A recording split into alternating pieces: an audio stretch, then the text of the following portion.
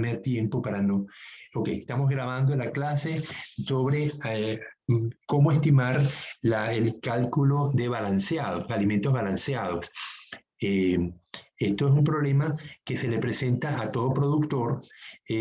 Muchas veces el alimento lo compramos directamente a empresas suministradoras, grandes empresas tipo Nicovita, Skretting, son grandes transnacionales que tienen años trabajando, tienen personal especializado y tienen grandes laboratorios para optimizar las dietas que ellos recomiendan a los productores, porque es interés de ellos que los animales crezcan de la manera más rápida posible y de la manera más eficiente posible. Y para eso pues hacen grandes inversiones en estudios sobre dietas, agregar elementos a las dietas, probióticos, nuevas formas de aumentar la capacidad de asimilación de los animales. Recuerden que la digestibilidad del animal se ve afectada por diversos factores, y ellos pues tratan de estudiar qué limita la digestibilidad, porque la mayor parte de lo que el animal come pues se expulsa por las heces, no es asimilado, es una pérdida, ¿no? Entonces, en la medida que disminuimos las pérdidas, aumentamos las ganancias y disminuimos los costos.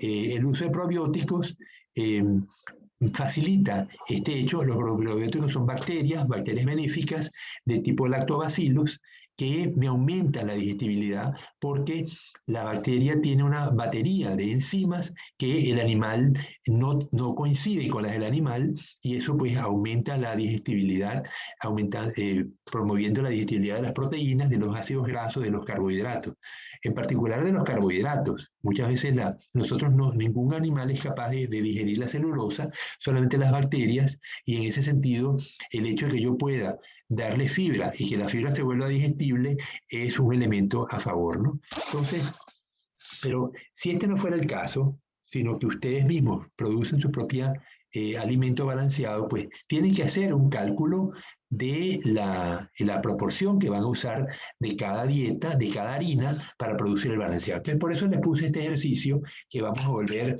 a consultarlo. Lo van a tener, de hecho, lo van a tener hoy en sus WhatsApp. Vamos entonces a compartir de nuevo la pantalla para ver el programa, cómo está hecho.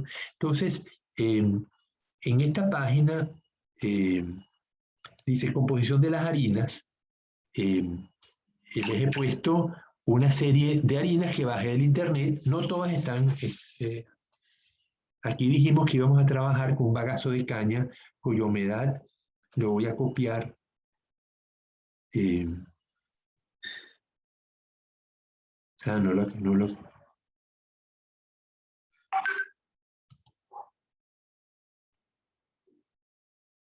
Como que no lo guardé.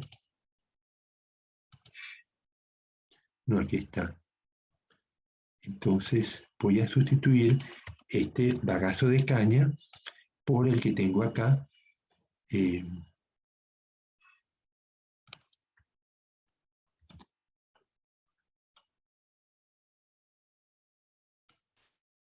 Este es el que saqué de internet, y lo voy a poner aquí. Y este es el que voy a sustituir, suponiendo que exista, ¿no? Me imagino que uno puede deshidratarlo y obtener entonces que la cantidad de fibra, los otros componentes no van a cambiar, pero la cantidad de fibra proporcional va a estar incorporada, ¿no? Entonces vemos que la harina de arroz tiene estos componentes, la harina de trigo, la harina de maíz. O sea, esto no nos vamos a perder en los números.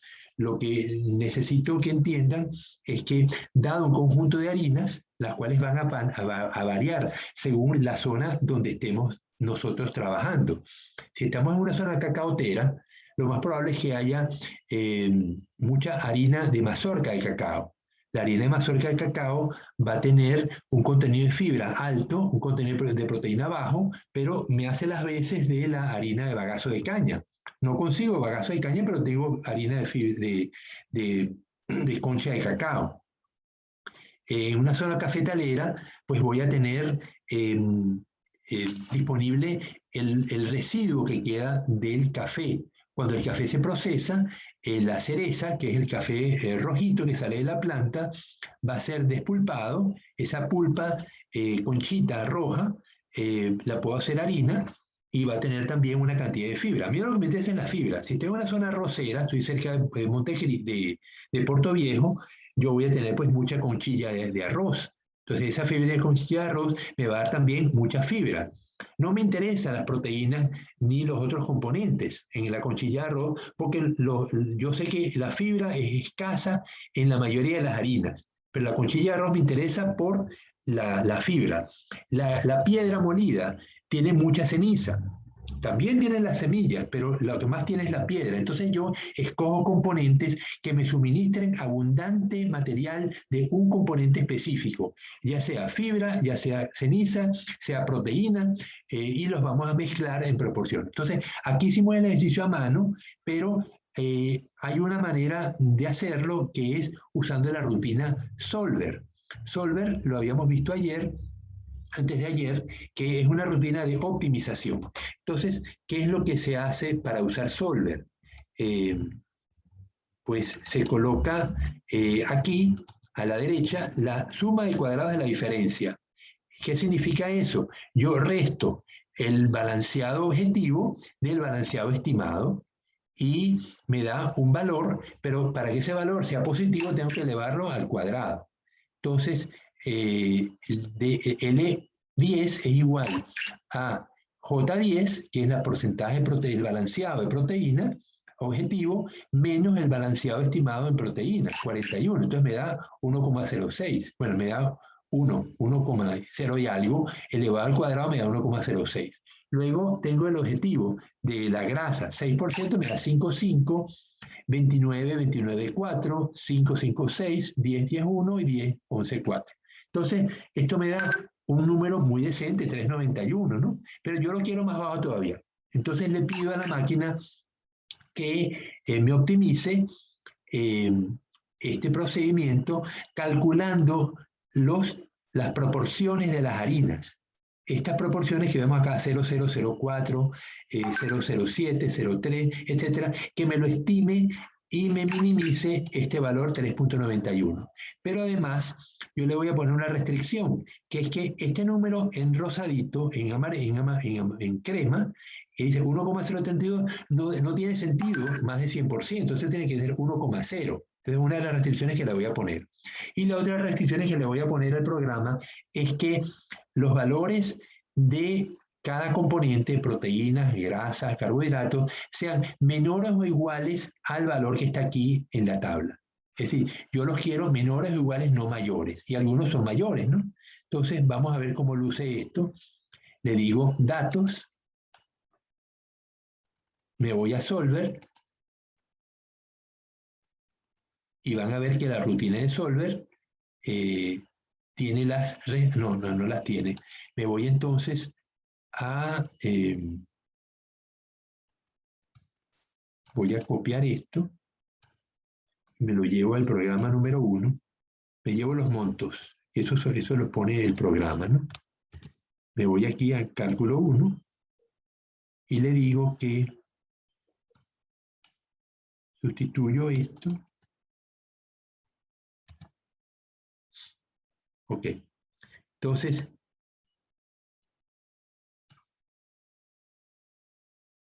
aquí tengo los datos que he sustituido, los datos que puse a mano. Me da entonces un valor 103,2 que debe ser 100. Eso sería...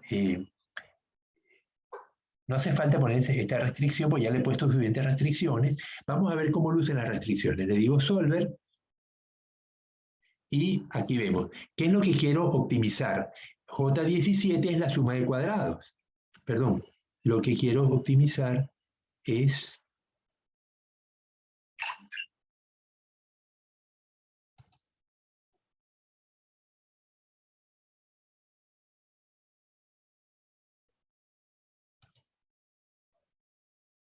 esto. Yo quiero que la suma de cuadrados sea 0, porque son la suma de las diferencias, ¿no? Entonces, para eso, ella me va a cambiar B17 a J17, es decir, me va a cambiar la proporción de cada una de las harinas. Yo le digo que, ¿cómo me va a trabajar? Yo quiero que me cambie, que ella me ponga lo que le pusimos a mano nosotros, pero lo va a hacer la máquina. Desde B17 hasta J17, le digo que acepto, y las restricciones las voy a poner una a una. La primera dice, J17 menor a 1, es decir, J17 es la suma de los componentes, esto tiene que ser menor o igual a 1. No tiene sentido que tenga 1,032 porque no puedo tener más de 100% de cosas, ¿no? Entonces tiene que dar 1 o menos.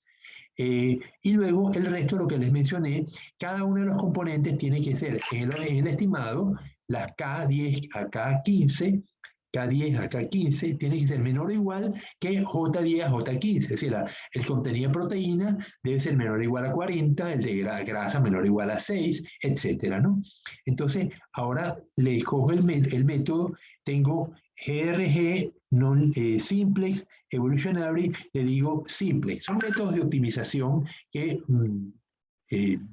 bueno, el simplex lo conozco, el otro no, los otros no los conozco, ¿no? Entonces le digo resolver y vamos a ver qué me hace, ¿no? Entonces me dice, bueno, no hizo nada. No hizo absolutamente nada. Le pongo 0,2. Le puse un disparate, ¿no? Vamos a ver si alteré el programa intencionalmente, colocando un disparate, porque me va a dar un número de más de 100%, a ver si Solver funciona.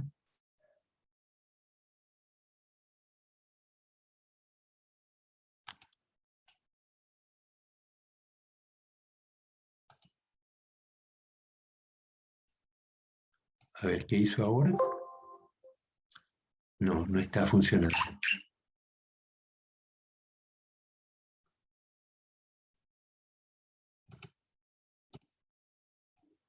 No está funcionando, desgraciadamente. Y me da un valor muy alto, ¿no?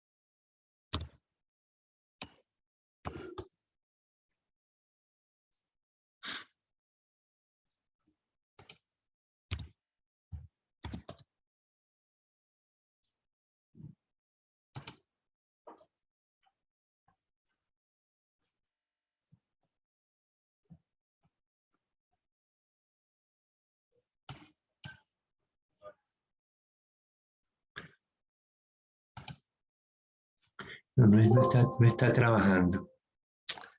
Qué broma.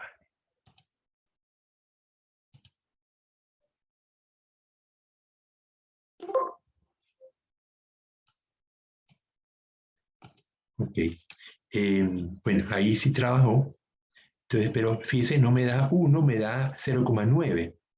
Se me da el alimento que obtuve, tiene 39,7, 40, casi 40% de proteína, 4% de grasa, 29 de carbohidrato está bien, fibra está poco, 5 y medio, 2,1, cenizas 10 y humedad 10. Sí, la ceniza está bien, pero tengo dos componentes que están mal, que la fibra y la grasa están muy bajos, ¿no?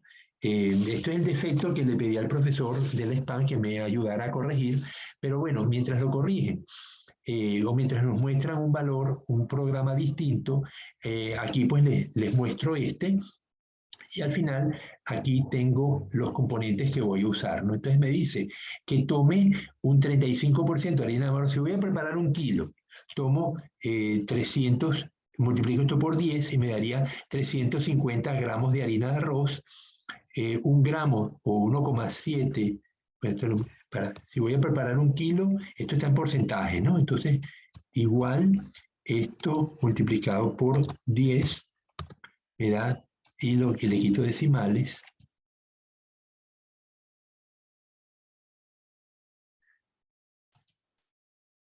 no lo puedo ver, no me deja. Bueno, no le puedo quitar decimales entonces, pero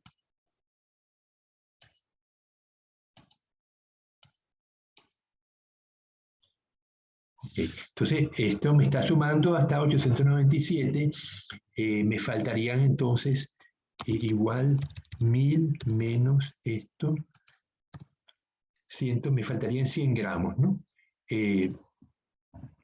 Entonces, no tiene el alimento, según esto, tendría 350 gramos de harina de maíz, tendría 17 gramos de harina, perdón, 350 gramos de harina de arroz, 17 de harina de maíz, 251 de harina de pescado, 47 de harina de piedra molida y 233 de harina de sangre vacuna. Me faltan 100 gramos que, bueno, en este momento, como este ejercicio, pudiéramos colocárselo. Este es el defecto que tiene. Cuando lo solucione, les diré cómo se va a solucionar, porque esto me tiene que dar 1 kilo y me está dando 900, me faltan 102 gramos, ¿no? Pero al menos ven en primera aproximación cómo prepararíamos el alimento mezclando estas harinas. Las harinas vienen en polvo. Yo las puedo hacer que se conviertan en pastillas, en pellets. Eso se logra agregándole almidón en una cantidad pequeña y metiéndole vapor de agua. Cuando el almidón entra en contacto con el vapor de agua, él se vuelve un gel y como tengo temperatura alta, él se seca y me da un pellet compacto. Entonces, esto se hace automáticamente en una máquina que se llama la máquina pelletizadora. La pelletizadora entonces tiene una tolva donde están las harinas que se van a mezclar. La tolva sale por una tubería y llega a... se mezcló todo en el almidón, ¿no? Allí en la base de la tolva hay una rueda que me presiona las harinas y me les inyecta vapor de agua a alta temperatura. No puede ser muy alta, ¿no? No puede ser muy alta porque las vitaminas que ya se le han mezclado al alimento, todos los componentes tienen que estar mezclados al momento de preparar el pellet, si no, no van a ser integrados al pellet. Pero si yo caliento mucho las vitaminas, las destruyo. Entonces tiene que ser vapor de agua a una temperatura relativamente baja, pongamos 60 grados. Y de esa manera me gelifica el almidón y me lo destruye. Hay una paleta que me está empujando la mezcla y sale por unos huequitos que van a salir como una especie de espagueti, ¿no? Entonces luego yo puedo tener una cuchilla que cada tantos centímetros del espagueti me lo corta para que me dé unos pellets de tamaño adecuado. El pellet puede hacerse flotante o puede hacerse que se hunda. Cuanto más humedad, cuanto más temperatura yo le doy al pellet, se van a formar burbujitas de agua dentro del componente que me va a dar la flotabilidad. Si yo le doy menos temperatura, el pellet, pues no, el agua no se va a evaporar y el pellet va a tener pocas burbujitas y se va a hundir. Hay animales que requieren que el alimento se hunda, camarón, por ejemplo, pero muchos peces, en el caso de la cobia, por ejemplo, cuando teníamos las jaulas enfrente de Jaramijó, requerían que el alimento flotara para que no se fuera al fondo y las cobias lo consumían en la superficie. Entonces uno le pide a la planta que me está suministrando el alimento o el alimento que yo preparo, pues la hago que se hunda o que flote. Ya les dije, variando la temperatura, yo puedo lograr que el alimento flote aumentando la temperatura o que el alimento se hunda si le bajo la temperatura. Pero yo necesito que la temperatura esté a cierto nivel, por encima de 40 grados, para que el almidón gelifique y me dé el pellet. Si no, voy a tener harina y se me va a desmenuzar. Y los animales en polvo, pues no van a ingerir el alimento con tanta facilidad, ¿no? Salvo que sean pues larvas de camarón, ¿no? Y ahí sí el alimento se lo puedo dar en polvo. Pero un pez, yo tengo que darle unas pastillitas, el alimento en forma granulada. Entonces, yo pudiera ahora preparar un alimento para cachama. La cachama es un animal herbívoro, requiere mucha menos proteína. Este alimento de 40% de proteína pudiera después funcionar para trucha o para tilapia juvenil. Pero una vez que la tilapia adquiere cierta edad, ya no necesito tanta proteína y lo puedo alimentar con un alimento que tenga 20%. Entonces le pongo 20% de proteína, 20, le pongo entonces carbohidratos, pudiera tener entonces ahora mucho mayor, va a ser 49, y o sea, lo que le tumbe en proteína se lo sube en carbohidratos y el resto va a permanecer intacto, ¿no? Grasa, 5. Entonces yo le puedo decir al programa que me recalcule cuál es la nueva proporción. Ya lo enteré, ¿no? Ah, no, aquí está anotado. Esto es alimento de 40% proteína. Entonces,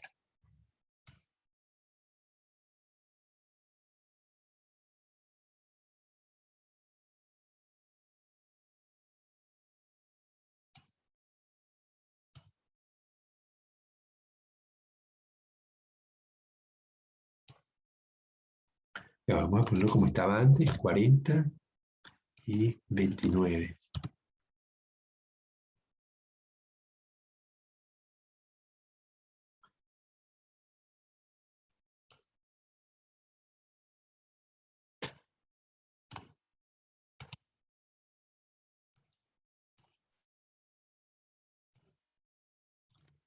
Y lo pongo aquí a la derecha. Y pues lo borro por los momentos. Entonces ahora le voy a poner que quiero un alimento que tenga 20% de proteína y 49% de carbohidratos y dejo los otros porcentajes igual, ¿no? Entonces ahora le digo, bueno, ¿cómo voy a combinar yo estas harinas para que me dé esto? Voy de nuevo a Solver. Ahora no me deja.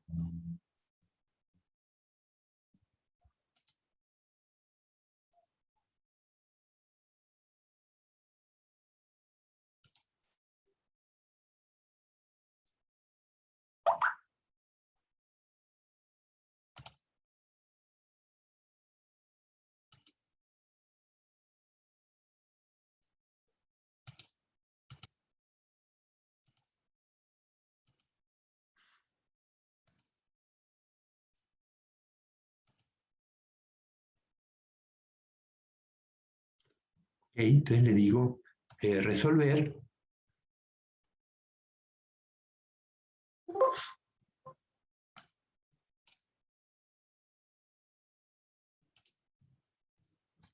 Entonces me dice que ahora el alimento, voy a tener el alimento con 20% de proteína, va a tener, entonces, alimento con 20% proteína, va a tener un 22%, entonces, igual, voy a 1 kilo, ¿no? Igual esto por 10, tengo 218 gramos, 218.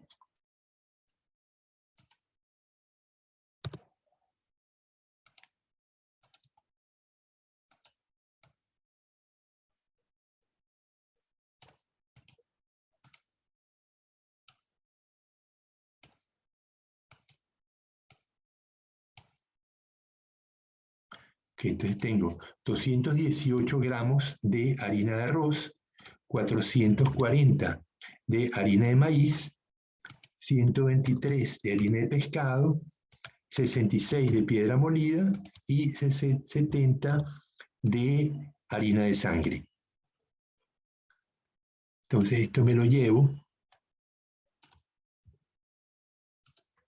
lo pongo acá. Entonces yo veo que, suponemos que corregimos y que esto me da 100%, me da 1 kilo, ¿no? Me da 1000.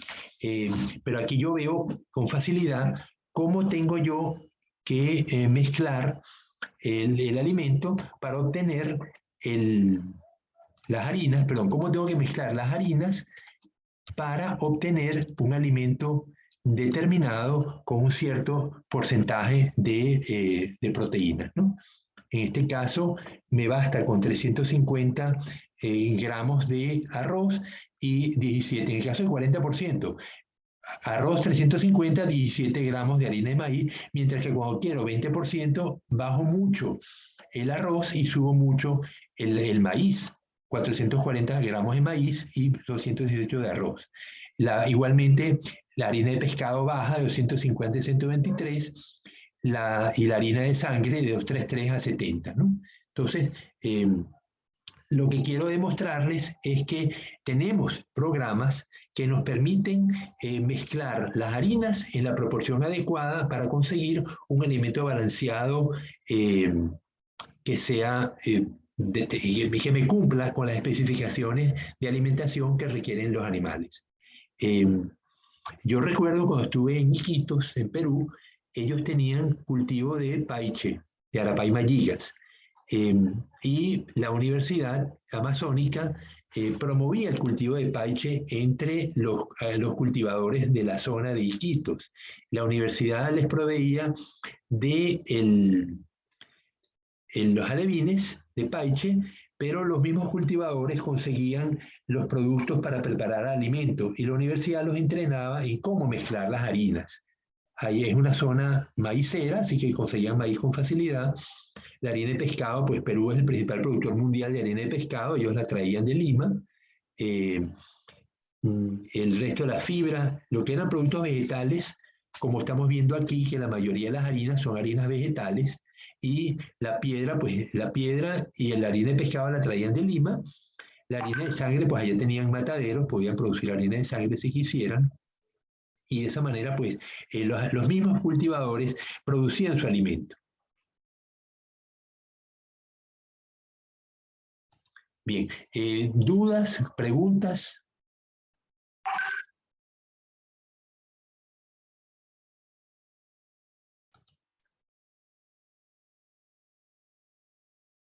Están todos calladitos.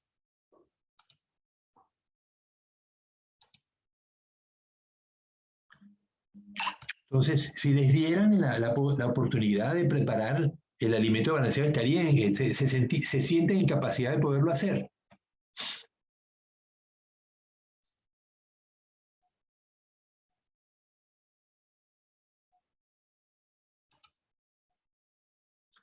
Dime, Brian. Dígame, biólogo. ¿Te sentirías, con la explicación que les acabo de dar, te sientes en capacidad de poder preparar el balanceado que te pidieran?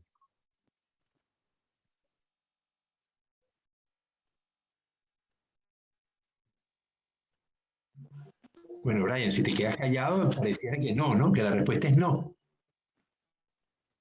Lo que pasa es que entré ahorita último y no puedo entender muy bien. Y se me corta la señal también Caramba, del internet. estamos mal. Bueno, verás la clase grabada después entonces. Pero bueno, algún compañero,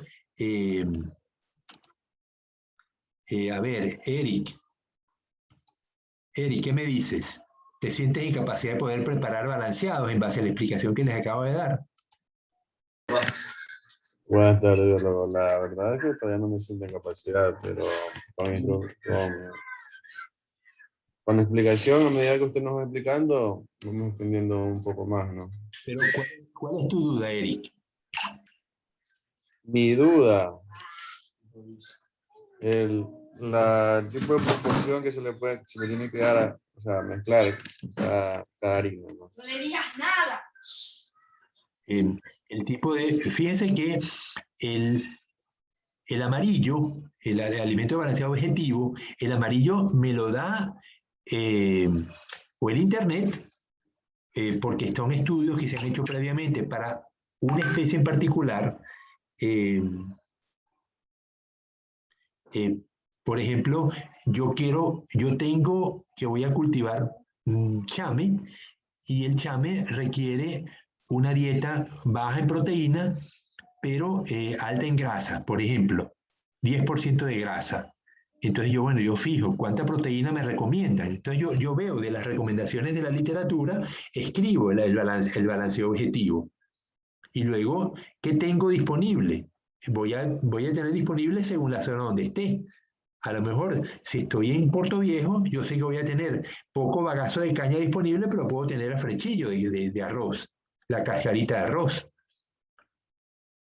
Es decir, el sitio, dependiendo del Ecuador donde yo voy a estar, voy a tener harinas disponibles. Y esas son las que voy a colocar en mi programa. Las otras las voy a quitar. El programa lo único que me permite es mantener una mezcla, cómo lograr una mezcla adecuada de esos componentes para obtener el balanceado objetivo. Lo hicimos a mano, lo podemos hacer a mano también, pero necesitamos preparar la fórmula. La clave de todo está aquí, en las K, ¿no? Fíjense que lo tienen aquí arriba. La proporción de, por ejemplo, dice, la proporción de proteína será igual proporción de la harina 1 multiplicado por el porcentaje de proteína de la harina 1. Es decir, ¿cuál es la proporción de la harina 1? Esto que está aquí abajo, proporción 0,218, y multiplicado por el porcentaje de proteína de la harina 1, 7,4%. Más, como las distintas harinas tienen distinta proporción de proteína, yo tengo que sumarlas todas, ¿no? Más, pon tu harina de trigo. Tengo ¿cuánta harina de trigo? H2, 0, bueno, aquí 0, ¿no? Pero pongamos la harina de maíz, que me dio 0,44, multiplicado por el porcentaje de proteína de la harina de maíz, que es H2, 9, más lo que voy a usar la harina de quinoa, por el porcentaje de proteína de la harina de quinoa, más cuánto bagazo de caña, que estoy en 0. Pero bueno, la fórmula no me supone los ceros, lo que me supone es cómo voy a calcular yo estas cosas, y tengo que incorporar todas las harinas que tengo acá, las tengo que colocar también en la fórmula. Entonces ven que la fórmula me dice B17, el 0,218 por B10, porcentaje de proteína de la harina de arroz. Luego C17, proporción de harina de trigo por el porcentaje de proteína de la harina de trigo, de 17, C10, perdón. Luego, de 17, cuánta harina de maíz por el porcentaje de 10, y así sucesivamente hasta el final, que tengo I17, que es cantidad de harina de sangre, multiplicado por el porcentaje de proteína de harina de sangre, I10. Y luego entonces eso se repite para la grasa.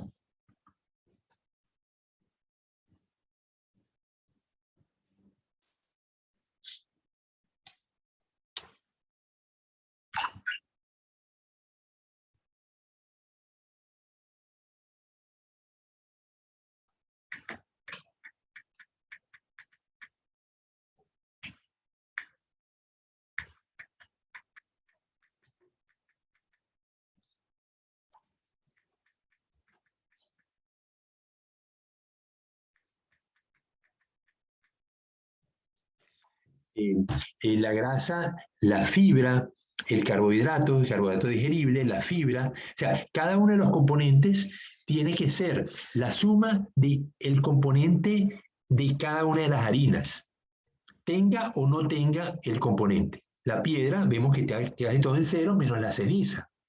El bagazo de caña tiene muy bajo de todo menos la fibra.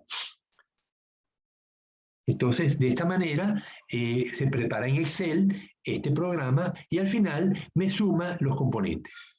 Esta suma debería ser 100%, pero no me está dando 100%, me está dando 94,5. Estos son defectos del programa.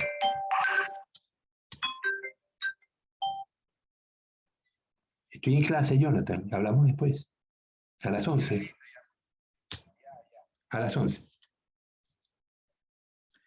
Ok, entonces, estos son defectos del programa que espero corregir, y el profesor del SPAM me dijo que me iba a mandar un programa alternativo que cuando lo vea y lo pruebe, pues se lo enseñaré la próxima clase. Por los momentos, lo que quiero es que tengan esto en su conocimiento, en sus archivos, y lo usan porque vamos a tener ejercicios basados en esto, ¿no? Yo necesito que ustedes sean capaces de, dado una necesidad de un alimento balanceado con una composición determinada, sean capaces de prepararlo mezclando componentes en las proporciones adecuadas, y el programa lo que hace es facilitarles el cálculo aproximado, ¿no? Desgraciadamente pues no está funcionando como yo esperaba, pero bueno, esperemos que con el nuevo programa no funcione bien. Esto mismo se le presenta a las grandes empresas, a Skretting, a Nicovita, porque todo el mundo tiene que preparar harinas, alimento balanceado, tiene que mezclar harinas, y todas las harinas tienen todos los componentes. Entonces lo importante es juntarlo en la proporción adecuada para poder obtener la proporción objetivo, ¿no? Bueno, ¿algún otro comentario?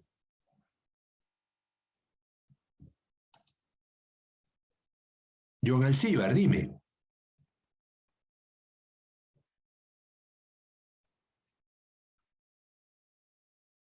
Alcibar. No, ningún comentario. Ok.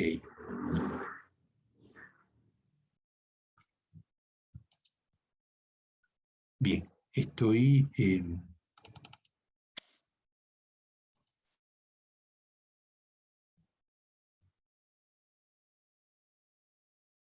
Bien, les iba a comentar el problema de alimentación de algunas especies. Habíamos visto que hay especies que requieren que el alimento sea suministrado en la superficie. Sobre todo, todos los animales que están en jaulas, nos interesa que el alimento flote para que minimizar el impacto que causamos en el ambiente. Si el alimento se hunde, el animal se hunde fácilmente, todo alimento se va a hundir, pero inicialmente nos interesa que quede en la superficie para que los animales que tengo en las jaulas se lo coman, y la mínima cantidad sea lo que se hunde y eventualmente se pierde, sale de la jaula y va al, al ambiente. Eso es perjudicial. Primero porque estoy alterando el ambiente, y luego porque estoy perdiendo alimento. Entonces, una manera de minimizarlo lo usamos fue colocando una malla en el fondo del estanque, en el fondo de la jaula. Es decir, la jaula está abierta arriba, pero en el fondo tiene una estructura rígida hecha con varillas de metal o de aluminio, y una malla más fina que la malla de la jaula, de tal manera que el alimento, cuando va cayendo, es retenido por la malla que puse en el fondo de la jaula. De tal manera que los animales que están en la jaula eventualmente van a poder tener acceso a ese alimento que cayó retenido en la rejilla. Eso lo usamos con las jaulas de cachama, y bueno, nos dio buen resultado, ¿no? La única solución para verificar si es eficiente era buceando. En el caso de las jaulas de cobia, ellos tenían buzos que se encargaban de recoger los animales diariamente, los animales que morían, que quedaban retenidos en el fondo de la jaula, pero ellos no usaban un comedero, no usaban una malla en el fondo de la jaula. Otra complicación que se presenta con la alimentación de los peces es los animales que son detritívoros. Conversaba con el profesor Juan José Bernal de la Universidad Técnica de Manabí en Bahía, y él me decía que el chame es un animal particularmente difícil para alimentar, porque esos animales son detritívoros. Ellos no comen directamente, no son depredadores, aunque pudieran serlo, pero en general el animal come detritos, come del fondo, materia orgánica en descomposición. Otro animal que sufre el mismo problema es la trucha, la lisa. La lisa los emúlidos en general son animales que comen detritos y eso significa que si yo les doy alimento balanceado, van a esperar a que se pudra para ingerirlo. Entonces, eso tiene complicaciones, porque a mí no me interesa que el alimento esté retenido en el agua durante tanto tiempo. Puede tardar horas en descomponerse o en adquirir unas condiciones adecuadas para que el animal lo ingiera. Entonces, ahí habría más bien pensar en la posibilidad de preparar un alimento para chame que tenga otras características distintas, porque las proteínas cuando se descomponen, o cualquiera de los elementos, las grasas se enrancian, por ejemplo, aunque en el agua va a haber poco oxígeno para enranciar grasa, pero pongamos que se hacen pruebas. Yo le pongo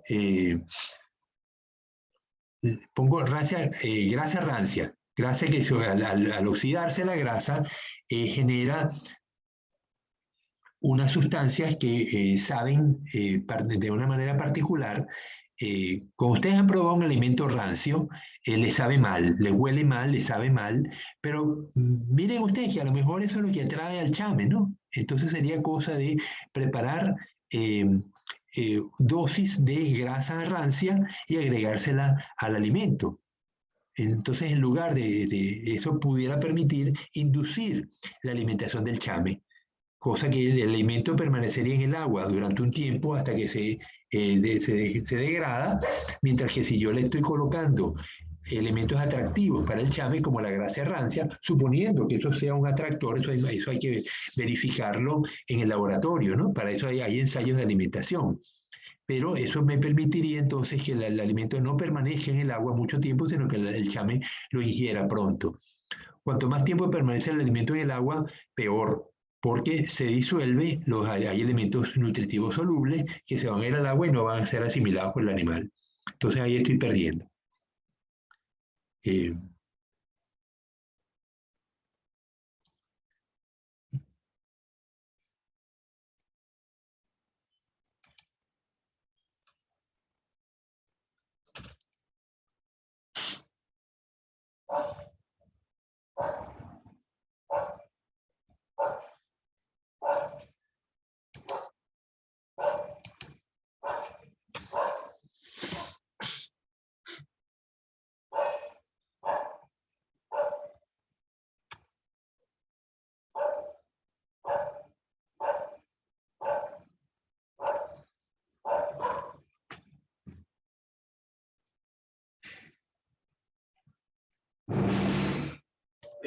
Ya, un segundo, voy a abrir la puerta de la casa.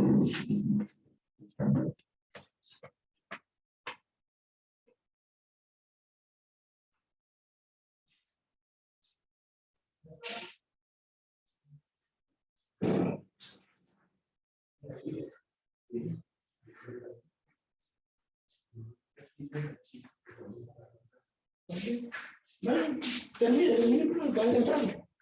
Van a ser las 10:30.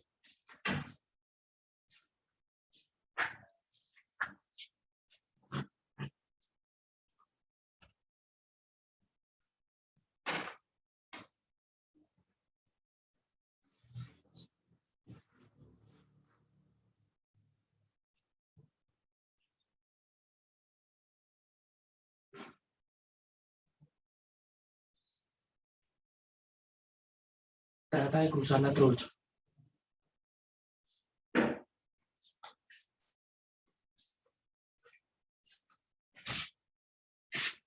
Pero no me digas que soy una llave, no. Entonces, está limpiado ahorita.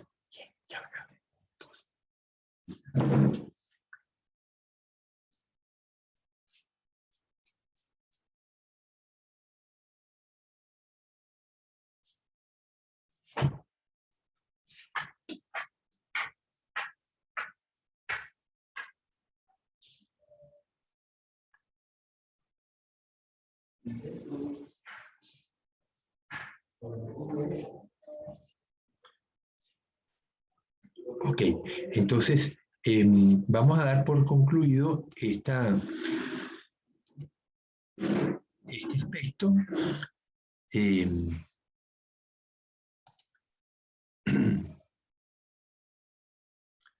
este aspecto de cálculo del alimento balanceado y vamos a comenzar otro aspecto que tiene que ver con cómo estimar si los animales están creciendo bien o no, y al final cuánto estamos invirtiendo en alimentación y cómo estimar esto, ¿no? Entonces, vamos a hacer unos cálculos. Voy a mostrarles una página en Word, en blanco, si es que me permite.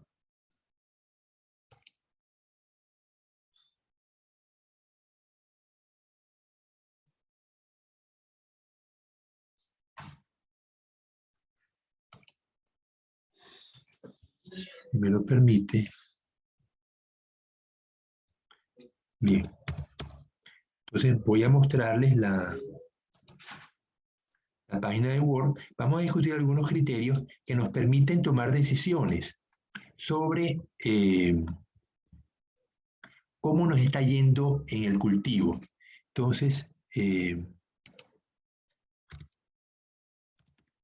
criterios de eficiencia del cultivo.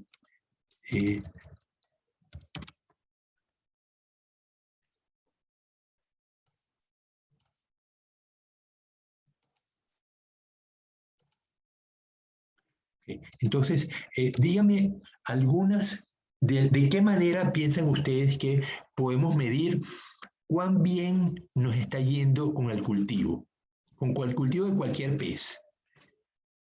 Yo necesito una serie de parámetros que me permitan medir qué podemos usar. ¿Se les ocurre? Yo voy de visita a una granja y empiezo a conversar con el dueño de la granja y empiezo a hacerle preguntas, porque tengo curiosidad de ver qué hace el señor y cómo sé yo si el animal está en buenas condiciones o le está dando buenos rendimientos o malos rendimientos, porque yo he visitado varias fincas y veo que algunas son muy eficientes y otras muy poco eficientes, pero ¿en base a qué parámetro me baso yo para decir si una finca es eficiente o no? Entonces, Maribel, ayúdame con esto, dime ¿qué le preguntarías tú al señor para saber si su método de cultivo es bueno o no es bueno en comparación con otros métodos que hay en la zona que están siendo usados por otros cultivadores? Mari, dime. La temperatura, La temperatura. el oxígeno. Bien, pero, ok, eso es importante en cuanto a calidad del agua, ¿no? Calidad del ambiente de cultivo. Entonces Maribel dice que verificamos el pH, la temperatura, la concentración de oxígeno, las adecuadas. Bien, eso pudiera ser una posibilidad. Pero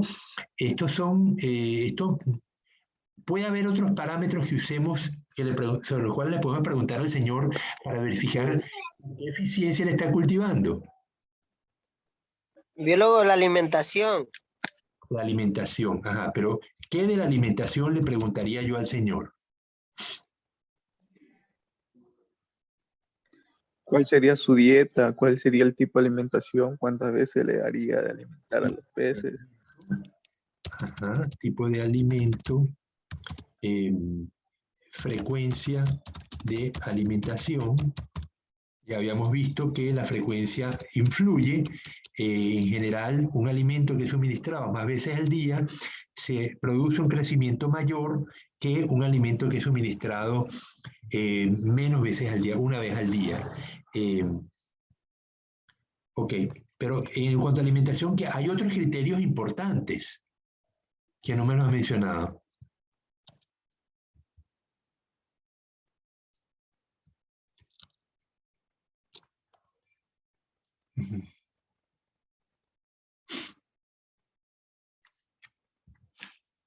¿Cómo sé yo cuánto invierte el señor en alimentos? Para eso que le pregunto.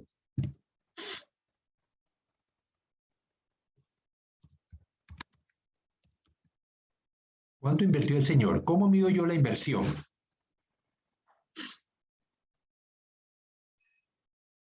En costo, ¿no? Me va a decir, bueno, yo gasto tanto en alimento. Pero, ¿cómo sé yo si eso es mucho o es poco? ¿En base a qué lo mido?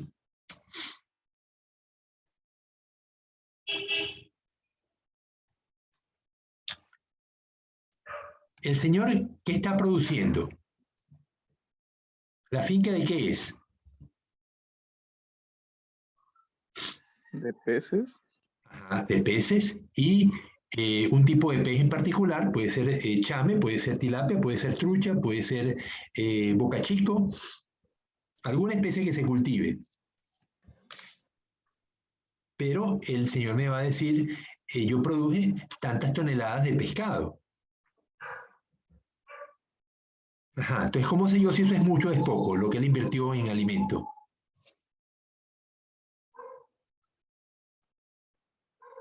Primero tiene que ser un cálculo de biomasa para ver cuánto va a gastar de alimento, bueno, mensual. Ok, pero ya el señor tiene tiempo trabajando. Yo le estoy haciendo preguntas porque quiero darme una idea si el señor trabaja eficientemente o no. Entonces él me va a decir, él tiene una producción de biomasa por ciclo de producción. El ciclo de producción puede ser 6 meses. Él siembra los chames y a los 6 meses los animales tienen talla comercial y los vende. Entonces, yo sé que el ciclo de producción puede ser por hectárea, a lo mejor me da 500 kilogramos de chame por hectárea. Por ciclo, ¿no? Por hectárea y ciclo. Pero para producir ese chame, ¿cuánto produjo el señor? ¿Cuánto alimento gastó? Entonces él me va a decir, a lo mejor gasté 2 toneladas de alimento.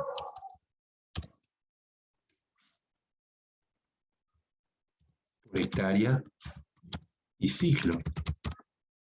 Entonces esto me da una tasa de conversión de alimento que es igual a cantidad de alimento dividido entre cantidad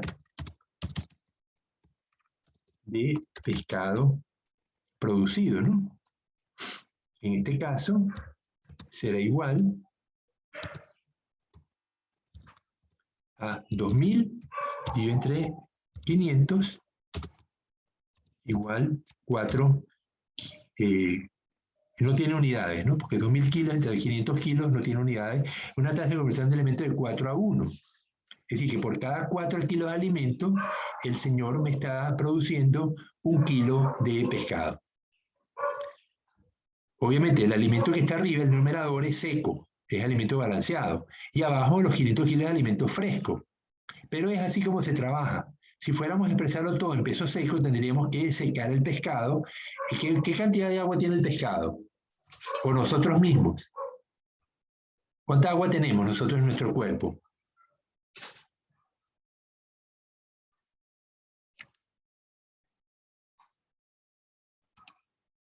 ¿96%? 96, no, ni que fuéramos algas.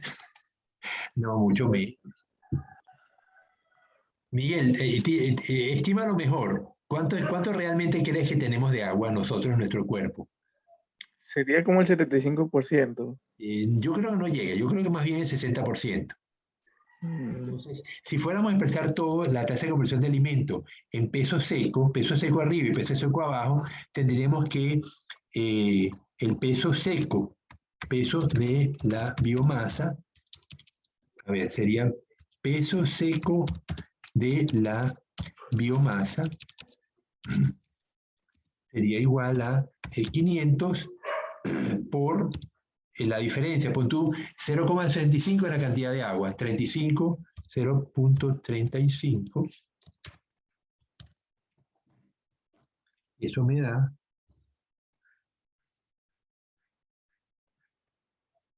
500 por 0.35 me da 175.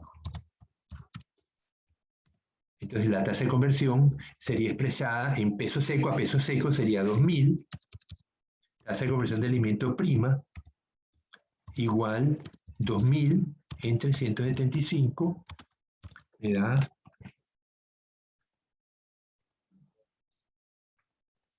11,4 a 1. Pero no se usa. Esto no se hace. Esto lo que se hace es esto, ¿no? Es la tasa de conversión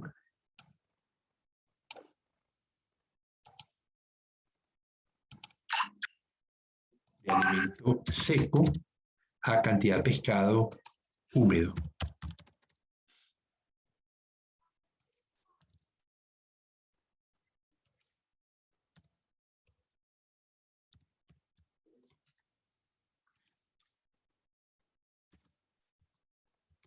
Bien, ¿está claro esto? ¿Cómo se calcula la tasa de conversión de alimento? Entonces yo tengo una tasa de conversión de alimento de 4 a 1, es muy alta. Normalmente las tasas de conversión deben estar entre 1,5 y 2,5. 4 sería excesivo, ¿no? Ahí estoy desperdiciando alimento, los animales no están creciendo a la tasa adecuada. Ok, entonces estamos usando un criterio de alimentación. Pero, ¿qué otro criterio debemos usar para saber si la persona está usando correctamente sus medios de cultivo? Una tasa es lo que el animal, lo que el señor produjo, pero ¿cuántos animales le quedaron? ¿Cuántos sembró y cuántos le quedaron? Eso también no sería otro criterio importante, Miguel. Sí, profesor. Eso sería la supervivencia. Supervivencia. Es decir, la supervivencia sería igual número de peces cosechados menos, vamos a ponerlo aquí abajo más bien, vamos a quitarle las preposiciones, número de peces cosechados menos número de peces sembrados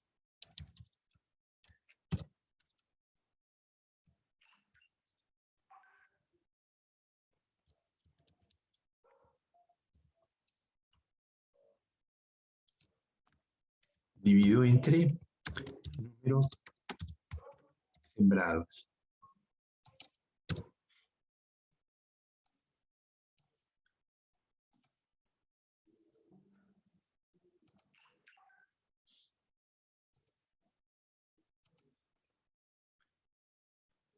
Ok, pero esto no me da supervivencia, esto me da cosechados menos sembrados, me va a dar los sobrevivientes. No, al revés. Número de peces sembrados menos número de peces cosechados, porque se me murieron algunos, ¿no?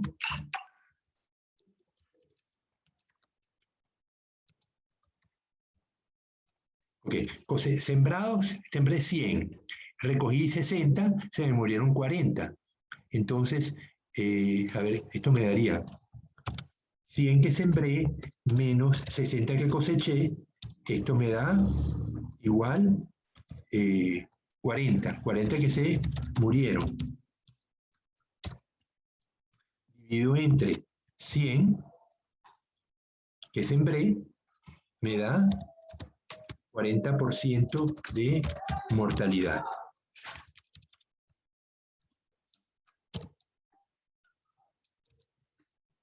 Entonces la supervivencia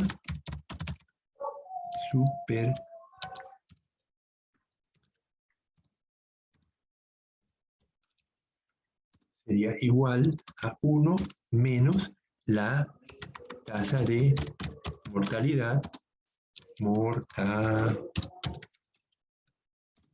igual 1 menos 0.4 igual 0.6.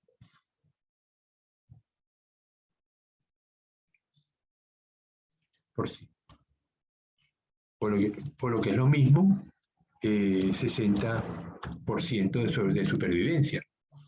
Es una supervivencia, bueno, no está tan mal, pero tampoco está muy bien, ¿no?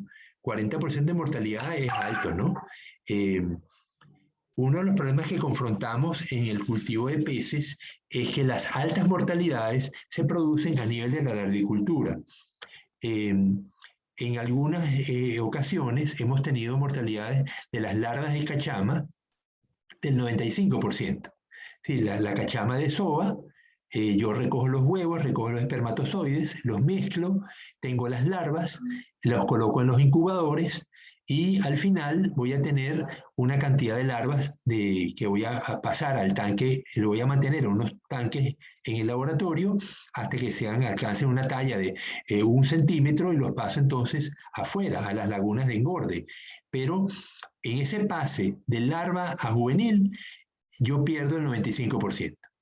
Eso es una realidad bien triste, pero hemos tenido en el cultivo de cachamas, al menos en Venezuela, severísimos problemas de mantenimiento que todavía quizá no logramos entender. Muchas veces los cuellos de botella son las dietas. ¿Qué darle a los animales tan pequeños cuando empiezan a comer? Ellos no empiezan a comer hasta tanto no absorban el saco vitelino. El huevo va a eclosionar y la larva va a seguir nadando, pero no va a comer todavía porque está absorbiendo todavía el vitelo que le quedó del huevo. Él eclosionó del saquito del huevo, pero todavía tiene el saco vitelino. Hasta que no lo absorba, él no va a empezar a comer. Pero una vez que empieza a comer, la boca es muy pequeña. Entonces tenemos que tener alimentos disponibles para poder alimentar estos organismos que tengan un alimento adecuado, con suficiente nutrición y que sea del tamaño adecuado para que el animal lo pueda ingerir. Y muchas veces lo que tenemos disponible son óleos de artemia, que no siempre ha sido lo que nos ha solucionado. En el caso del chame no ha habido manera. Los juveniles se nos han muerto, bueno, se le han muerto a la gente de la UTM, que son los que han trabajado en esto, ¿no? A veces hablo en sentido personal y no soy yo quien lo hace, sino son mis colegas de la UTM, ¿no? Pero el hecho es que los cuellos de botella los tenemos muchas veces en la alimentación de las primeras etapas larvales. En el caso de los pulpos, el mismo problema que con las cachamas. Para larvas de pulpos, tienen 95% de mortalidad porque no se ha logrado descubrir una dieta suficientemente efectiva para alimentar para larvas de pulpo. Así que bueno, estos son temas que a lo mejor les va a tocar a ustedes enfrentar si se animan a trabajar en alimentación, que sería, ojalá, ¿no? Ojalá les gustara hacerlo para hacer avanzar al país en este tipo de temas que son tan críticos, ¿no?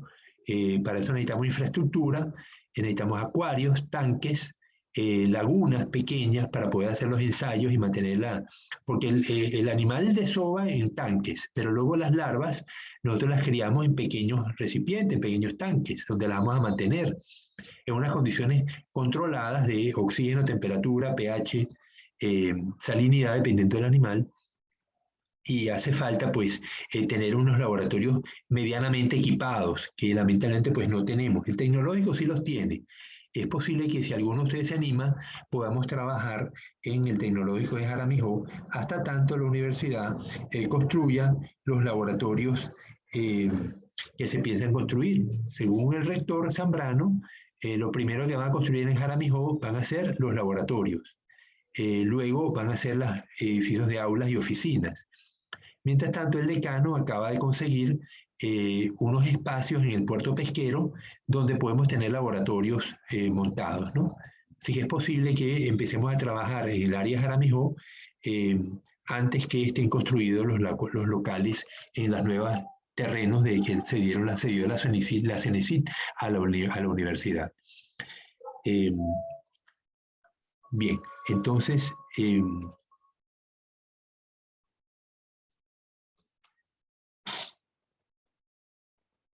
¿alguna pregunta sobre esto que estamos discutiendo, la tasa de conversión de alimentos y la supervivencia? Una pregunta, bióloga. La mortalidad debido a la supervivencia, ¿se trata de la mala alimentación de los peces, ya que, por ejemplo, si al darle una mala dieta podría producir la mortalidad, ¿no? Sí, O ya dependiendo. es una posibilidad, pero el decano tenía un cultivo de cachamas, de tilapias, perdón, en los bajos, donde la facultad tiene la universidad tiene un terreno, y ahí se les murieron por falta de oxígeno. La bomba, el aireador que suministraba oxígeno a la laguna, tuvo una falla y empezó a lanzar aceite con el aire. Y el agua se contaminó y los peces, pues, muchos se murieron, ¿no? Entonces, no solamente el alimento, Miguel, sino también el mal manejo, ¿no? O las condiciones de la calidad de agua. eh, a lo mejor la temperatura sube mucho o le cae un contaminante, en este caso cayó aceite, y eso pues afectó a las tilapias y muchas murieron. Tuvieron que sacar las tilapias del tanque y llevarlas a otros tanques donde se mantuvieron mientras tanto hasta que se solucionó el problema y se volvieron a traer a la laguna de la facultad. Pero la fuente de mortalidad también puede ser por enfermedad, ¿no? Eh, Hay un compañero de ustedes que está cultivando tilapias también en los bajos y quedamos que íbamos a ir a su casa, pero recientemente el decano me dijo que no había tilapias en la facultad porque las habían vendido. Y el compañero me dijo que habían tenido unos problemas de mortalidad severos, eh, que no estaban seguros cuál era la causa, pero puede ser una enfermedad y por eso no habíamos ido, ¿no? Porque no me han dado luz verde. Pero yo confío que este mes de agosto podamos ir a visitar alguna finca, donde tengamos seguridad que vamos a poder ver los animales, ¿no? También pudiéramos ir a Babahoyos, donde tenemos la estación de Cacharí, y allí sí con seguridad vamos a poder ver los cultivos de reproductores de tilapia y el proceso de cambio de sexo, cómo los alimentan con alimentos balanceados con testosterona y las hembras pasan a machos. Los machos siguen siendo machos y las hembras pasan a machos. Y es como le venden, como el Ministerio de la Producción acepta que se vendan los juveniles de tilapia para ser cultivados, para ser engordados en el Ecuador. ¿Otro comentario, otra pregunta?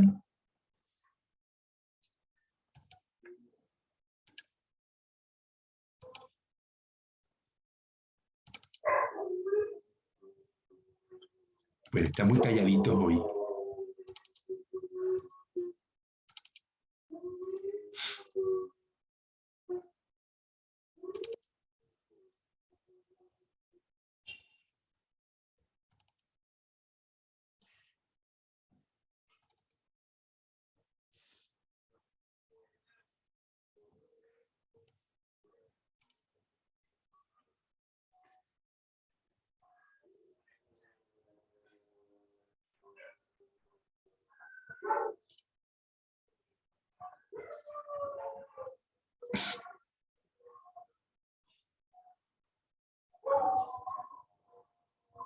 Ya va, un segundo que estoy buscando una información. Me quedan 12 minutos. Y hay unos índices que hace falta calcular y quería ver si los tenía para podérselos mostrar.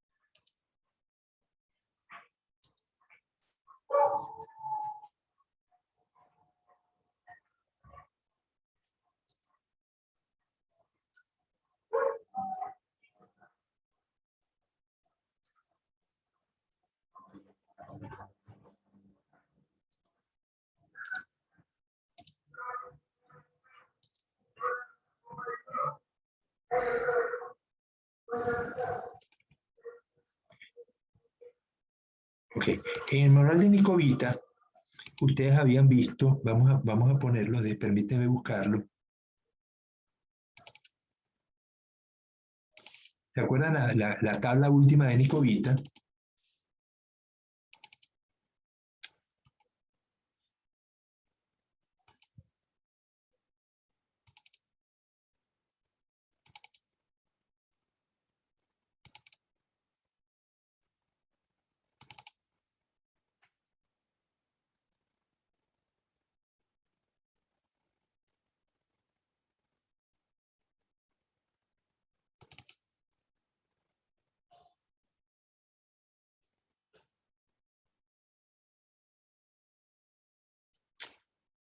Oye, como tarde en abrir.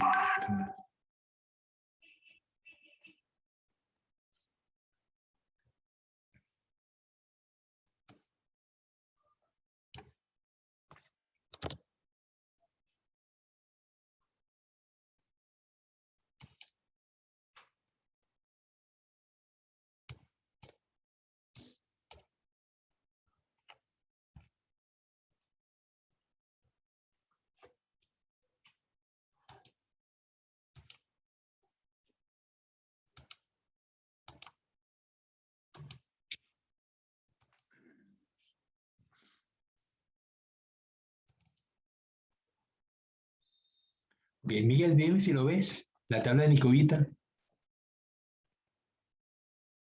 Creo que todavía no se ve, ¿no?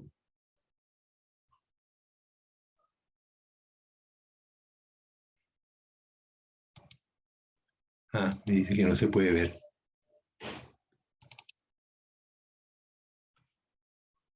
Dime, Miguel, si lo ves. Sí, biólogo. Ok, entonces aquí estamos hablando de, la tabla tiene algo que hemos usado en las clases anteriores, como es el porcentaje de alimento diario que debemos suministrar según el peso del organismo. Vemos edad o peso, me da el tamaño del animal y el porcentaje de alimento diario que tengo que darle. Ya sabemos que animales muy pequeños tienen un porcentaje de peso bastante alto y animales muy grandes se les da muy poco alimento. Pero no es, lo importante es que la conversión alimenticia, que es la columna que están viendo a la derecha, me está indicando cuánto crece el animal por gramo de peso, por gramo de alimento que le doy. Es decir, esta es la TCA. Vemos que animales muy pequeños crecen poco en comparación con la cantidad de alimentos que se les suministra, fíjense que da menos de 1. A partir de cierta talla de animales de 56 gramos, me están creciendo a 1, o sea, 1 gramo por cada gramo de alimento, y animales muy grandes me crecen, pongamos, los animales de 683 gramos, me crecen 1,65 gramos por cada gramo de alimento. O kilos, no importa, lo importante esto es una tasa, ¿no? Entonces, ahora ya saben ustedes cómo se calcula. Yo tengo una cantidad de alimento que doy a un estanque, pongamos, tengo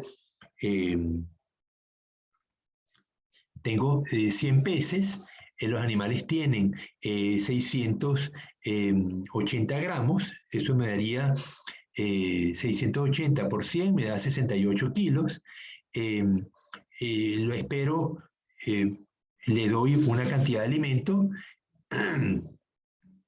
y los vuelvo a pesar a los pocos días. Yo sé cuánto alimento di diariamente, entonces yo puedo saber, vamos, me voy paro de compartir y me voy a la hoja de Word.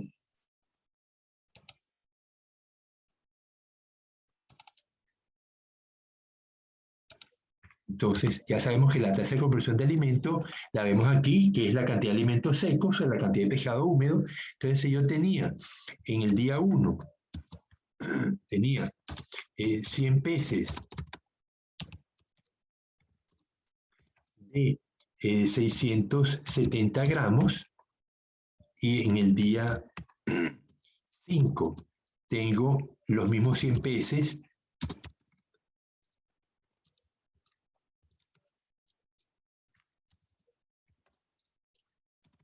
de 700 gramos. Entonces, estos animales, y les di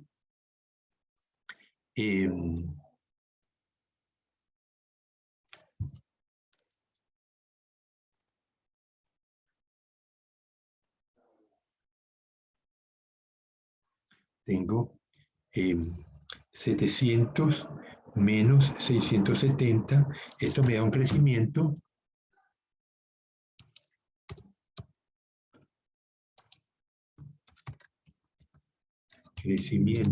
de 30 gramos por vez.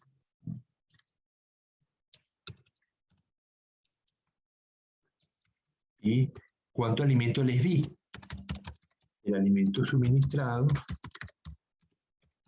fue, para que me dé, pongamos, yo tengo alimento sobre crecimiento.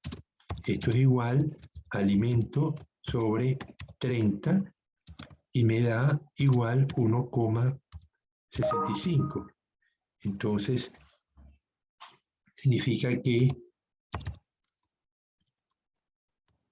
yo tuve que le he dado, 30 está dividiendo, pasa multiplicando.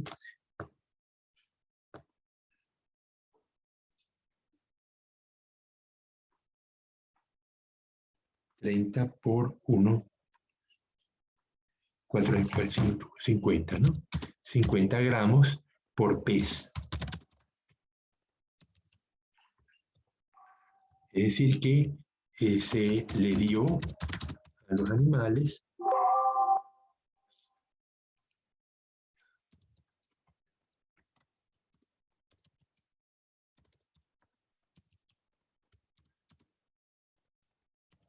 $100 por 50 igual 500 gramos de alimento.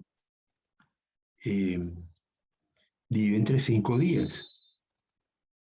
Entre 5 días igual 100 gramos por día. Entonces, estos 500 gramos de alimento, 500 gramos de alimento dividido entre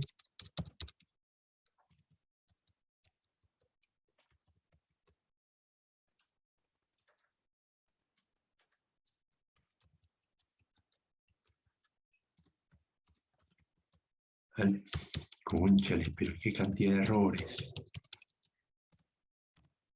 Dividido entre en lo que los animales aumentaron, que eran 300,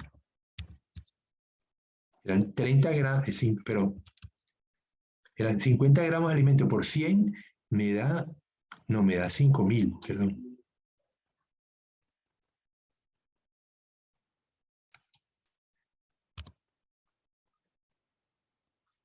Se les dio 1 kilo, entonces 5.000 gramos de alimento, o lo que es lo mismo, 5 kilos. 5 kilos de alimento dividido entre, ¿cuánto crecieron? Crecieron, eran 30 gramos que crecieron por 100, me da 3.000, esto me da 1,65, que es la tasa de conversión de alimento que dice la tabla. Entonces, esto es lo que Nicovitas dice que yo debería esperar. Si los animales no me crecen a esta tasa, una tasa de conversión de 1,65, entonces estoy teniendo problemas en la finca, ¿no? El otro elemento que tiene la tabla de Nicovitas es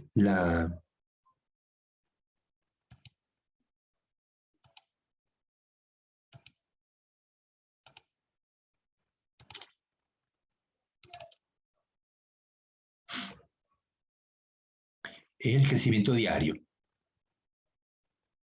0,27 a 4,14. Entonces, esto está en gramos por día, ¿no? Entonces, esto también lo puedo verificar en base a a la cantidad de peso que me van ganando los animales con los días. Es decir, yo puedo tirar una atarraya semanalmente, todos los viernes o los sábados, y veo cuánto me crecieron los animales. Divido vamos a ver cómo hacemos. Dice que estos animales deben quedar alrededor de 4 gramos por día. Ya se me acabó el tiempo. Bueno, este tema, como es muy importante, vamos a seguirlo trabajando el martes, porque son los índices que me permiten establecer los criterios de eficiencia en supervivencia, en crecimiento, en conversión de alimentos. Entonces vamos a seguirlo trabajando, porque me interesa que ustedes dominen esto a la perfección. Así que les voy a poner el ejercicio para el próximo martes, y el martes seguimos trabajando con estos criterios de eficiencia. Hasta el martes, entonces. ¿Algún comentario? Dime. Profe, Dime. es que disculpe que yo entré un poco tarde y creo que no sobre la asistencia. Ok. No sé si me puede ayudar. Sí. Brian, tú eres Brian Delgado, ¿no? Sí, Brian Delgado, que entré un poco tarde, no tenía internet. Sí. Delgado Santana, Brian Wilson. Bien. ¿Hay otra persona que está presente que no lo haya registrado? Miguel Mendoza. Mendoza. Miguel. Mendoza Miguel. Bien. ¿Alguien Ya. más? ¿Alguien más? Ok, listo. Nos fuimos entonces. Nos vemos el martes, jóvenes. La tarea para el día martes, ¿ah? El día lunes, perdón, el día lunes en la noche es la tarea. El deber.